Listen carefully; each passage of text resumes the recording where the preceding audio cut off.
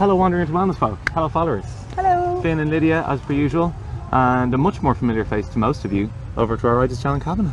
Hi, John. Namaste. Thank you very much for coming. Namaste indeed. Yeah, it feels a bit like that, doesn't it? It does. Lydia was practicing before and John was like, oh, is this a yoga slash chat? Oh, I'm not set up for this. I don't have my leggings on. Yeah, exactly. Yeah. Like everybody else out there though. Yes. It's kind of mad, isn't it, to see the It's brilliant. It's fantastic. There's great energy, a lot of smiling people, and the weather was kind to us. Which is So, rare. Goodness. It's Yeah, not the usual especially Irish during thing. the week it was Yeah. looking a bit rocky there, but it changed around Friday evening, and yesterday was lovely, and today is gorgeous again. Yeah, indeed. Are you in Dublin most of the time at the moment anyway? Yeah, So you're like, yeah. you're living I with live our up in weather? the mountains. Okay. Oh, do you really? Yeah, I Oh, do. nice. Yeah, up in Sagard. Oh, cool. Very So, good. yeah. That's probably, you've jumped just outside the city. Is that kind of the perfect distance? It from- is. Yeah. 20 minutes door to Humanity. door, gym to house. Oh, nice. Super.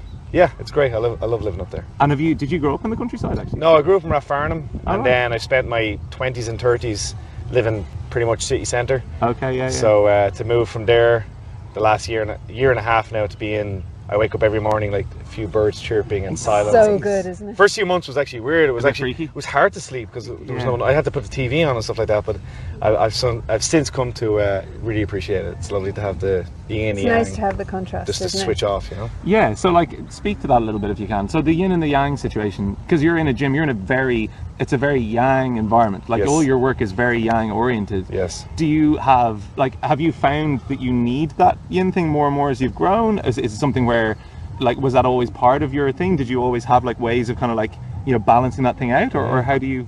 Yeah, like you said, my Saturday nights are generally at shows with thousands of people, and it's Yeah. MMA is hyper competitive, and the audience gets into it, and it is very full on. So to have something to be able to switch off, to go the other way, is very important to me. Bit of peace. It used to be sometimes something as simple as just being in a quiet room on my own for a while. Okay.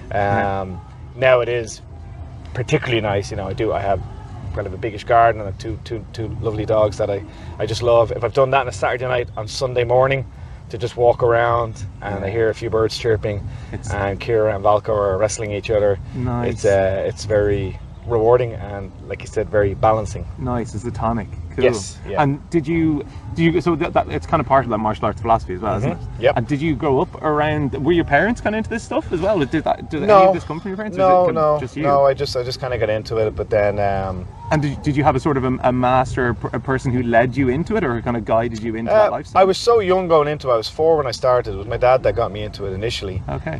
He wasn't really too much into it himself, but he put me into it. And I did it, so I kind of just went through the motions until I was about 18, 19, and then I got serious about it. Mm-hmm. And start reading a lot and studying different martial arts, and that was something that was always coming up, the idea of making sure that there's balance. Some I think go too far one way, some for sure go far too the other way. Yeah. And I'm still just trying to figure out getting it right. And it's such a personality thing as well, isn't it? Because I mean, it's not the same for everyone, regardless. Oh, absolutely. And even to slightly switch topics, like sometimes not getting a fighter ready, you learn that some guys need to be brought up in excitement levels and some need to be brought down. But that takes time. It takes time to build a relationship with an athlete, to know. It's a really interesting thing as well, isn't it? That they have, the preparation part for going into something that's as full on as a one-on-one combative thing where you can literally risking your life is. I mean, it's such an important ritual for them, I'd imagine, as well. And that ritual, that you see guys who make changes in the ritual and then they kind of go, oh, well, the walkout music wasn't the same and that's what happened. Or they become so fragile around those things sometimes, don't they? Yeah. I always tell my guys, be careful of going to any kind of superstition that I need my particular pair of socks on that day. Yeah. Because they mightn't be there. Yeah. At the end of the day, I tell my guys, you need your mouthpiece. And your crime protection. Definitely. We can get the rest. We can get gloves, we can get shorts. The music might be there, it might not be there. Your opponent could change on the day of the event.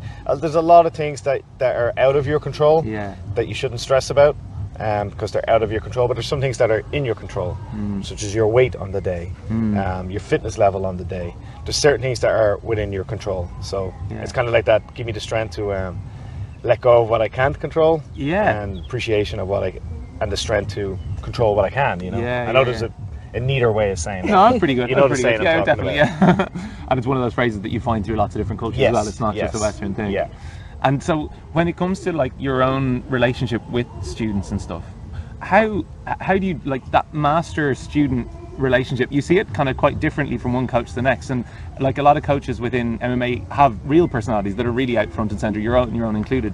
Is there a particular approach that you have? I mean, it's never universal, obviously, because it's always going to be their personality and your personality, but are there certain people who are going to suit you, who aren't going to suit you? Oh, absolutely. Does that happen? Yeah, absolutely. You have to be honest, and you know, we've done well over the last couple of years, and I do get young fighters getting in touch, and you know, they think it's the answers coming here. They may already be training somewhere that's good, but they're just not gelling with that particular person. I tell them, you mightn't either with me. You know, I'm not everybody's cup of tea. Sure. But come along, you know, do a week or two's training, and we'll know pretty soon enough whether or not we fit together. Yeah. I suppose, you know, I did come from martial arts where it was kind of more formal. With the sort of master-student relationship.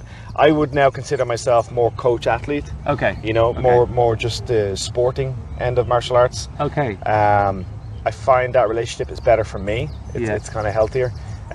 So I view very much what I do as a sport, and I think there's massive benefits from sport, whether it's rugby or MMA or rock climbing. And that's kind of more where I found myself going in the last couple of years. Okay, interesting. This is something like we've been talking about as well, because Lady and myself are like really different on this one. Okay. I've been a bit of an MMA addict for, I don't know, 7, 8, 9 years, something like that, and Lydia definitely not so. It's something I wouldn't usually expose her to, that part of my personality. When I'm watching that or talking about that is with other people, and like it's interesting because like I think even in myself I sort of question where it's coming from. I question like, why am I interested in that? Why am I interested in that, you know, essentially like a blood sport? I don't like the term, but it's been, you know, whatever, it's there. And I sort of wonder, like, obviously there's some human need to do this thing, but why is it that there's, you know, that there's an aversion to it, that there's an underground element, that, like, what do you see as the I suppose the universality of it? Like, do you see, like, when kids come to you, I suppose, do they get something that's really nourishing for them, that's developmental for them? Do you think it's kind of something that everybody... What's the role of it? Yeah, the role of it, like, is it a universal role? Yeah, all good points. and Sorry, definitely it's not for everybody. Yeah. And I think when I was in my 20s, I was a bit I was more how do you say, it was almost like a religion to me. Like, I would try to convert people. Okay. And I'd have conversations with people, and if they didn't like it, I'd get upset. Yeah. And now I just realised that, you know, just let go. It's not for everybody. I usually make the joke that horse racing, I can't stand it. It's not for me. A bunch of undersized people whipping horses. I don't get why people watch it, but some people are into it. Yeah. So, you know, it's half a joke. And I said, if you don't like MMA, just switch it off. Now, why are we drawn towards it? Well, a coach that I really respect, Kieran McGeeney, he said back in the day, two things would have been very important. If you could fight and how fast you could run. Because in terms of your tribe, obviously if you had a very good fighter, you could do well against other tribes. And how fast you could run, you could deliver messages somewhere. So there's something within our DNA that we have a massive respect for the 100-meter champion. Almost everybody knows who the 100-meter champion is. If you say who's the 400-meter swimming champion, it's like, I'm not too sure. Funny. 100 meters we know. And the baddest man on the planet, you know, Mike Tyson. It was so there's something that's drawn to us about that. I think it's a very healthy pursuit if it's done right and in a good environment. If the gym has the right approach to it. You know, I always say, walk into my gym, you're going to see a lot of smiling people, a lot of happy people. I'm not about the brutish thing and trying to hurt people. What I am about is trying to challenge my own ego. And Jujutsu is like MMA, but without the striking. So I don't do MMA training anymore, personally. Okay. 42, got some injuries. I don't do it anymore. I coach it, but I still do Jujutsu, which is MMA without the striking. And the beautiful thing about it is that how honest and real it is. That every time we step on the mats, we touch hands and we roll, we wrestle until there's a submission. I catch you in the choke, I beat you that day. I got you. Now it's very safe because you just tap and we start again. Yeah. So it's Joe Rogan said it's like a game of death that no one gets hurt, because in theory, if I held that choke, you would die. You know, it's that brutal a move, but it can be done in a very playful environment because you just tap and we go again. So it keeps you very honest, because if you beat me, I just know, well, he's better than me. That's it. There's no, I don't have to make up a big story about it. You're just better than me, and that's okay. That's what MMA and Jiu-Jitsu is about. It's about teaching us that we don't have to be the best. But, as long as we're enjoying it, we're not injuring ourselves or injuring our training partners, it can be a very healthy pursuit. I would consider myself extremely lazy. I Really? will not go to the gym to run on a treadmill or lift weights. Okay. I love playing games. I'll play tennis, I'll play a game of football, I'll do jiu-jitsu. I see them all as games. And games keep me in shape rather than like gym. I think, I mean, we've just been speaking to Tony Riddle, the natural lifestylist, and I think that would be exactly his philosophy as well. Like, I mean, he came from, I mean, a gym background, then Pilates background, and then kind of rewilding was kind of, he kind of taken it all outdoors. Okay. And I think that the evolution around training is all going that way, where people are getting a bit sick of treadmills, they are getting a bit sick of the weights machines, and they're looking for something that makes it into a game. That makes play. Yeah, play. That it should be play. And one of my very dear friends, his gym was called Play is the Way. So cool. Everything he did was based around games. So you were learning brutal techniques, breaking arms, legs, but it was made games around it. Yeah. And of course, like I said, we have a great thing called the tap in Jiu-Jitsu. Yeah. That if I put you in a position of that's uncomfortable or that it's dangerous, you tap and you go again. And it's done. I guess I have a question. Shoot. So if there is this thing that you're talking about with Jiu-Jitsu that has this way of doing the same sort of thing as MMA but without the physical aspect to it, why is there a need to take it to MMA at all? So there definitely is a physical aspect to it. Like MMA or Jiu-Jitsu is very, very physical. It's just not striking. Yeah, doing it, I'd be that's what I pinning it mean. down. There's no, But there's no striking. Now, what is it that draws it to striking? It is an extreme level of martial arts. It's not for everybody. There's excitement with it. There's something in our DNA that for some people, when they watch two guys fighting, it's very interesting. I must say, I'm still a big fan of it. I still love seeing it. Who's going to win? I certainly press, and I'm a strong advocate of the safety side of it. We do brain scans for all our fighters before they compete. Really? Great. Yeah. Everybody that's going to do MMA has a brain scan to make sure there's no pre-existing condition. Oh, that's great. They do full medicals every year. There's blood tests. You know, we make it as safe as possible. Okay. But yeah. I know it's not for you, Well, it's not. and that's okay. I'm that's interested okay. in what I have a son, Right. so he's 4.5, Right. and he's a really physical kid, and Sure. he loves to wrestle and all Yes. of that kind of stuff. And I guess I'm kind of at this point now where I'm like, is it good for him to have avenues to express that? Yes. Do they need to be an avenue where there's actual physical, striking, or can it just be staying within a discipline, like in a society? What's the role of that? Like, Well, I don't want to encourage him to feel there like, definitely is something in mostly boys. Just a fact. Not that I've got some killer girls in my gym, but it's mostly boys to wrestle and grapple and hold each other and pin.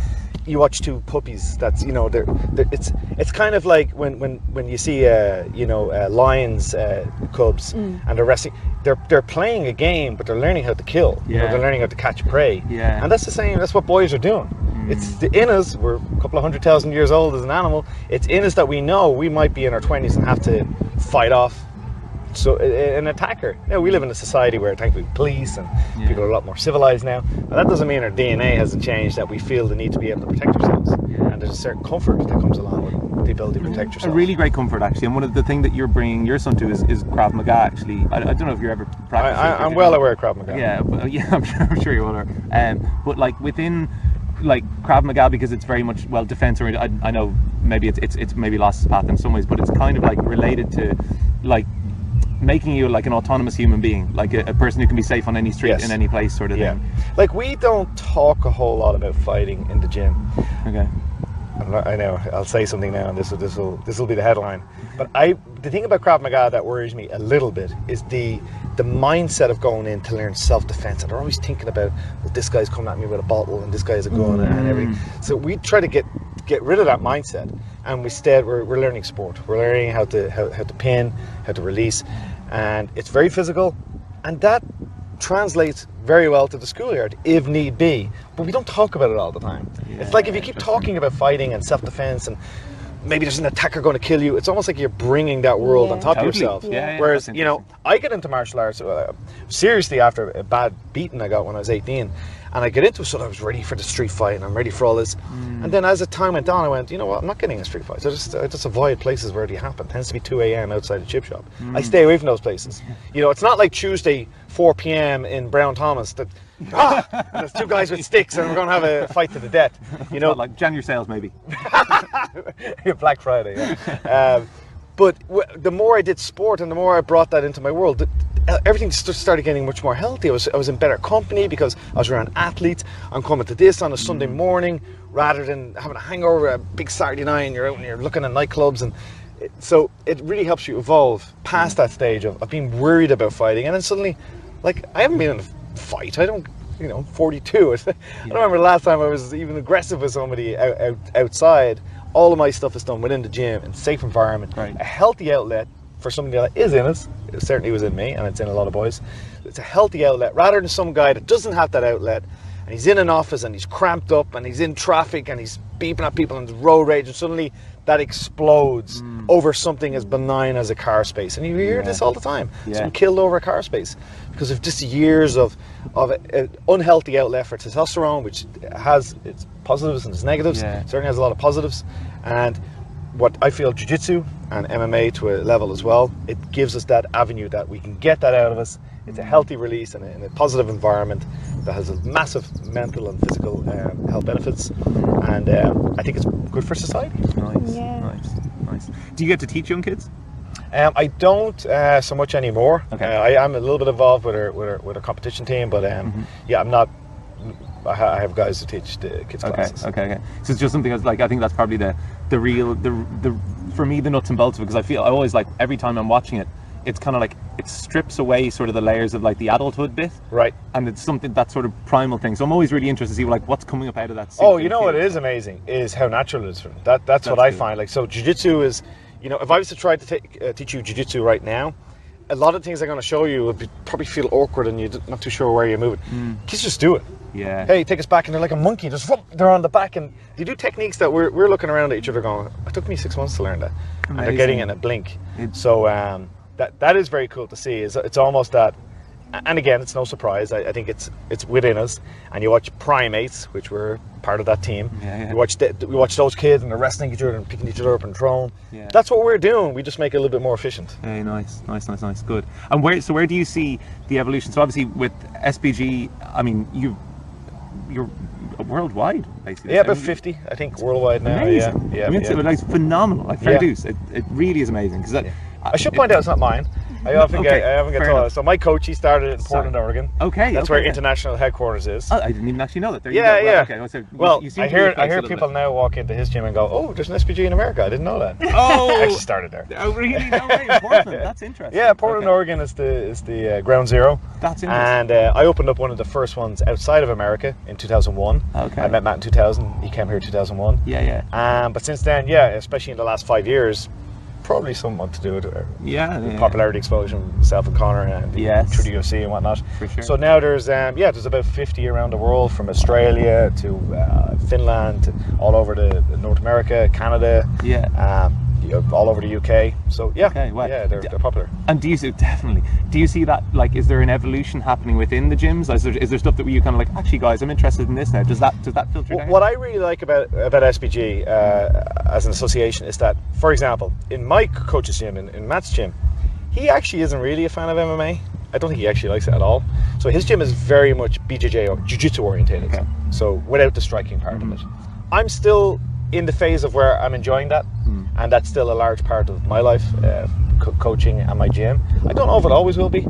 I've said this in many interviews. The Saturday night shows, I'm not that I'm even nearly done with it yet, but I can see a time where that won't be for me anymore. Going along to watch 2,000 people that are drinking, like screaming people on, it won't always be for me. It is for now, because I see the benefits my fighters are getting. I have some very good deals with Bellator and UFC and such, and I see guys changing their lives, earning good money from doing an activity that they love, that they enjoy. But I could see myself evolving towards my coach and having pretty much purely a jiu-jitsu school. And the wellness training, and I'm doing today Vegan Trek, which is kind of just the exercises that go along with MMA training. So you're not taking any of the punishment, but you're getting the gains from the physical training.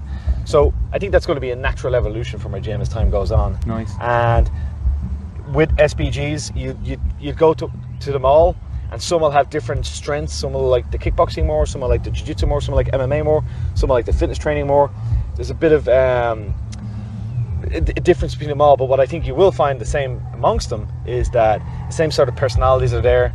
I always tell people, look, just show up at my gym, surprise me, don't tell me you're coming, and just watch a class, and you're going to see a wide range of people. It's not 22-year-olds, shaved heads and tattoos and everything. I was going to ask. What, Not to pick on shaved heads, guys. Yeah, that's all right. That happens.